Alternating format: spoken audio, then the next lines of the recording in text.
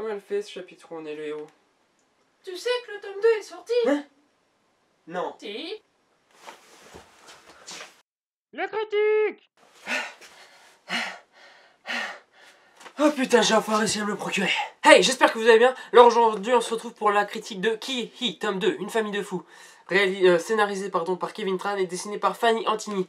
Donc, ce tome 2 suit toujours les aventures de Ki-Hee. Donc c'est un manga, comme vous pouvez le voir, je m'y connais pas du tout en manga. Mais du coup ce manga est plutôt sympathique. C'est pas vraiment un type shonen ou je sais pas, c'est un manga humoristique on va dire. Je saurais pas dans quelle catégorie le classer. Donc comme dans le tome 1 on suit les aventures de Ki-Hee avec de nouveaux personnages dont notamment leur maman Mi qui a un sacré caractère.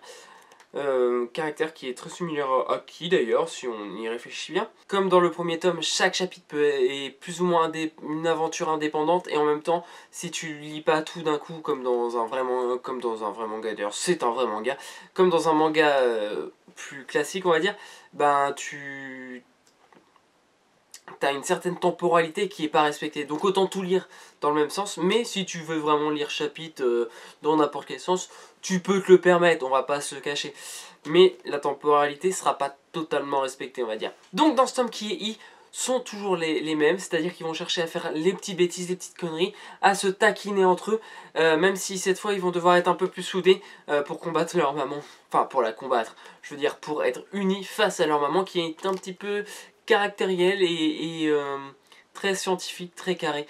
Et ça va leur jouer des tours parfois. Donc comme dans le tome précédent également, on a le droit à un chapitre en couleur. Hop, je vous le retrouve là, hop, ici. Un chapitre dont vous êtes le héros et un chapitre qui se joue tout en silence où cette fois c'est Hi qui est amoureux et non pas Ki. Donc ce manga reprend les mêmes codes que le précédent.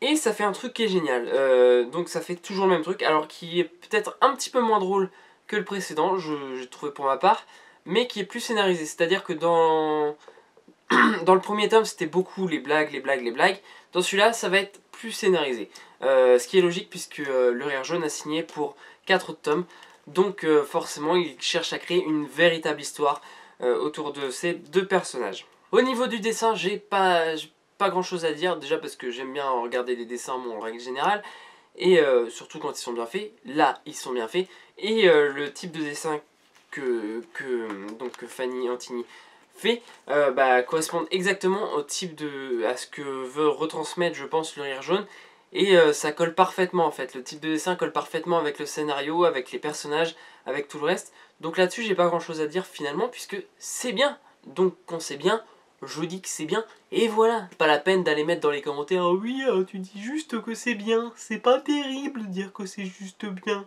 fais une critique plus développée, dis que c'est de la merde !» Non, je vais pas dire que c'est de la merde, alors que, voilà, ce livre est bien, un petit peu moins bon sur les vannes que le premier, mais meilleur sur le scénario. Donc finalement, on perd d'un côté, mais pour reprendre de l'autre, donc ça équilibre la balance. Pour finir, je vous conseille fortement de vous procurer ce bouquin, de vous procurer le tome 1, du coup, si vous voulez quand même vous intéresser à tout l'univers de Ki-Hee. Donc le prix est un prix manga pour 200 pages, c'est-à-dire qu'il est à 9,95 €. Donc voilà, on peut pas faire un prix moins cher pour un certain nombre de pages, et donc voilà, mais ça vaut vraiment le coup de se procurer ce bouquin, de lire, de se marrer et de découvrir un truc qui est sympa finalement, qui est vachement sympa. Donc voilà, je vous conseille fortement de vous le procurer. Donc c'est fini pour cette critique. J'avais 2-3 trucs à vous dire que je vous dis maintenant du coup. Il n'y aura pas de critique pour l'instant encore toutes les semaines, ça va revenir progressivement avec les autres vidéos d'ailleurs.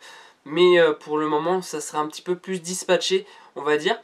Et puis sinon en fait c'était dans les 2-3 trucs que j'avais à vous dire. En fait j'avais qu'un truc à vous dire, c'est à dire que le rythme de vidéo sera un petit peu plus décalé pour le moment, le temps d'un mois ou deux, histoire que je reprenne vraiment à me mettre dedans.